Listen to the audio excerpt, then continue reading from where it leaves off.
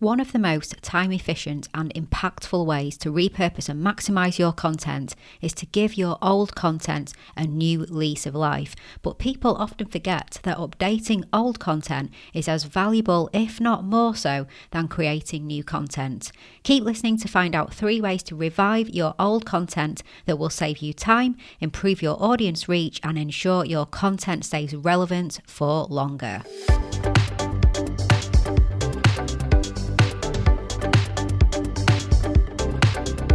You're listening to the Content 10x podcast, where it's all about content repurposing. I'm Amy Woods, and I'm here to help you maximize your content and find smart ways to get your message in front of more of the right people, whilst also saving time. Let's get started.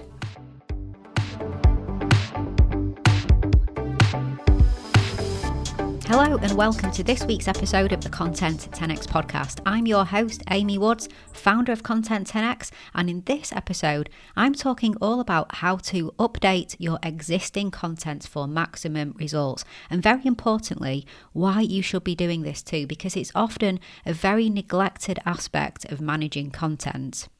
If you're a regular listener to the show, you'll have heard in episode 200 how I'm planning to do a full review and update of some of our content. It seemed a really appropriate time when we found ourselves sitting on a mountain of high quality content. So now I want to share a bit more of an in-depth look into the whys and specifically the hows of updating old content. So do go and give episode 200 a listen after you finish this one. It's called 200 episode Looking Forward and 3 Strategies for Maximizing Content. And you'll catch that at content10x.com/200. Now, if you're a regular content creator, there's a really good chance, if you're anything like me, that you're often looking forward at your next content opportunity. So you'll be thinking about the next video or the next blog post or the next podcast episode, or maybe it's a white paper, webinar, live stream, whatever core pillar content that you create. And you might be thinking about what current trends you need to be talking about, or the new developments in your industry, perhaps the next person to interview. But I want you to hit the pause button for a moment and look back at your old content and identify the great content that you have already published that could be updated for better results today. Because if you created content for a while, you've probably got a really extensive content library. And if you repurpose your content, it'll be very, very extensive. And this is great because you can share your content continuously, so long as it's evergreen and still relevant. Now, evergreen content, that implies that it's always going to be relevant, but it's not always the case. Because even if you write an evergreen blog post, for example, you'll have avoided maybe topical references, you'll have avoided mentioning specific dates and done your best to make it evergreen. But things change constantly, so you may have referenced something that no longer exists. For example, my content is often talking about social media platforms and content tools, and any references to, let's say, Twitter fleets are now completely irrelevant because that's outdated. Twitter got rid of them recently. And the same goes for Twitter Moments. They went ages ago as well. Clubhouse used to be an Apple iOS only app, and it was an invitation only app, and then now that's not the case anymore, so that would have changed. So even with the best intentions to create evergreen content, you still need to review, optimize and update if you want to dish up high quality content to your audience that is always relevant. So really, who doesn't want to do that? It's really, really important. And there's lots of data that also supports updating blog posts. For example, the SaaS company Databox found that their website traffic was really stagnating. So they conducted an experiment where they updated 24 old blog posts and compared the results after 6 months. And just in that short period, they'd increased their traffic website by 75%. And again, that's just by updating old blog posts, not adding new blog posts to the site. And if that wets your whistle, then CRM company Zapier did a similar experiment and again measured the results after 6 months. Overall, they noticed a 52% growth in traffic, but on one particular blog post that they'd updated, they noticed a whopping 362% increase in traffic to the page. And if you want to have a little read of those studies, then check out the links to them in our podcast show notes and in our blog post, content10x.com/203 about this this episode. So let's look at the reasons why you should update your old content. Now, firstly, gaining and maintaining trust with your audience. So imagine landing on a website, reading the content and then realizing it's all outdated. You'd start to wonder what content you can trust on the site because you've spotted outdated content. Regularly updated blog posts perform really well because people see them as more trustworthy. And as things change so fast on the internet, we always want to make sure we're getting the most up-to-date information. So when I land on a blog post or read interesting data and then see that it's 7 years old or something like that, especially in a fast-moving industry where things change all the time, I'd not be all that impressed. Even if it was 2 years old, that's quite outdated. Or let's say I land on a site and it's talking about a software that goes by a different name these days because it's rebranded, or a platform feature that no longer exists. I'd maybe look elsewhere then. I'd look onto a different site and try and hunt down some more recent content. So what's so good about updating blog posts is that when you've updated it, the search engines will display the updated date as the date of the post. So that's going to be really appealing to someone looking at a search engine results page and they're looking for the most recent content. Because I'm not sure about you, but I do scan down and look at the date of the content when I decide what I'm going to look at on the results page. Now, another reason why you should update your content is because it's not just people that like new information. The search engines do too. So for example, Google prioritizes crawling newer content. SEO is, a really complicated area. There's lots that goes into it, but we know that the more your content gets crawled by the search engines, the better your chances are of ranking higher on the results pages. So this is why updated blogs perform so well. And in fact, according to the site OptinMonster, 34% of bloggers say that updating their blog posts produces incredibly strong results. Hey, just a little break from this podcast episode to ask you a question. Would you like one single place that you can go to that provides you with everything you need to be able to implement the best practices in content repurposing for your video content, your podcast episodes, and your social media content today? To help you get more value from the content that you create, get more time back, and help you reach more people than you ever thought possible. If so, then you are going to love the Content 10x Toolkit. The toolkit is full of video tutorials, templates, checklists, swipe files, step-by-step guides and more that shows you how to repurpose your content in the best ways possible today. No more Googling, no more figuring it out yourself. We provide you with everything that you need to become a content repurposing pro. If this sounds like something that would interest you, then go check out the Content 10x Toolkit at content10x.com/toolkit. Okay, and back to this week's episode.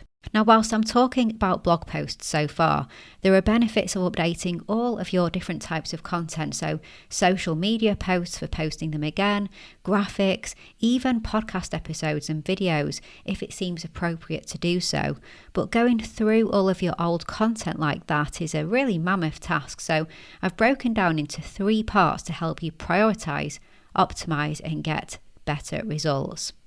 Now, the first part is to decide what content you want to update. This is the review part. So take stock of all of your content and choose what is worth updating and what isn't. Because everyone is on a time crunch and this is about optimizing yours. So don't get stuck and overwhelmed. You could look at your high performing content and decide to update that for a second wind.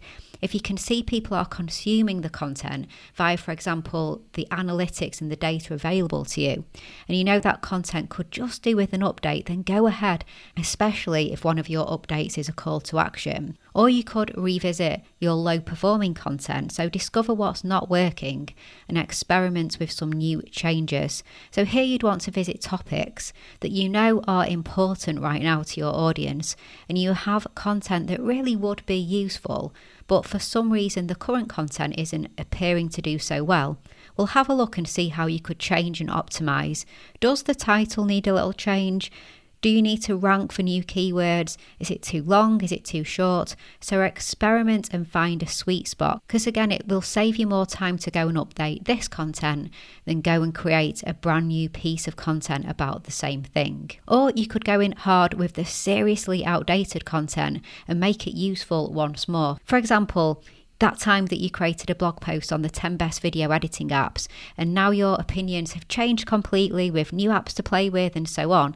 So perhaps it's time to update that from top to bottom. And then the next part is to revive the content. So depending on what content you're looking at, you may need to apply some different tactics. For example, if you're updating a podcast episode, you might want to add new intros and outros, add in new content for clarity or remove any references that aren't valuable. And of course, don't forget to update your show notes as well.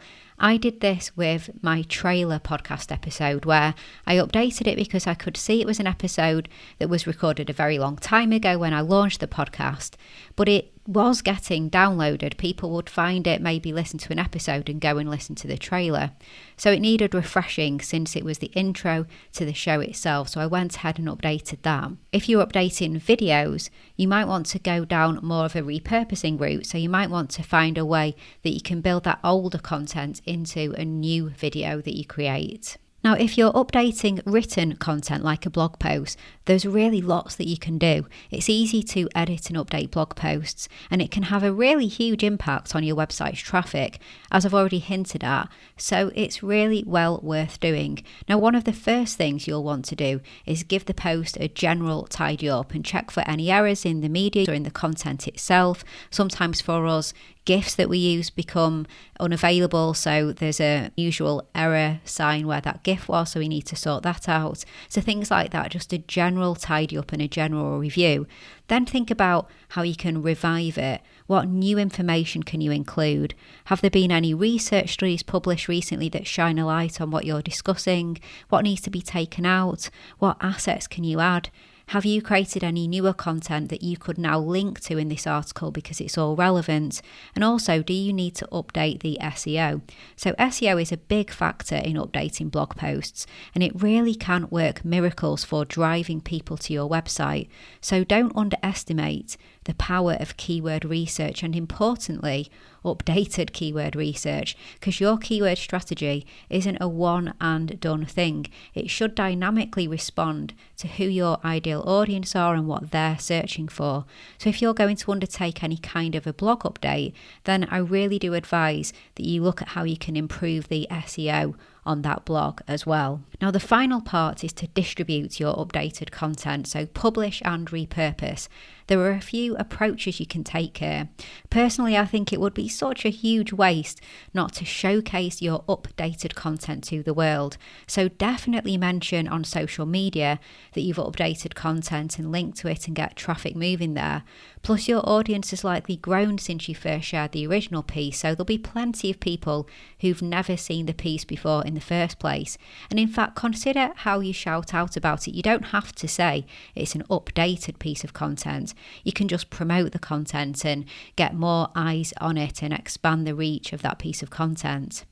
Now, if you repurposed content previously, you could also check what assets you have that are worth sharing again to help with that promotion. And if you haven't repurposed the content before, then this is your opportunity to do so. So look at how you can go on and repurpose this great updated piece of content. Now, if you have already repurposed it, there may be some graphics or videos or other assets which don't do the job anymore though when it comes to promotion because of the way that you have updated it. So in that case, it may just be worth creating new pieces of content and new social assets as part of your repurposing of this piece of content.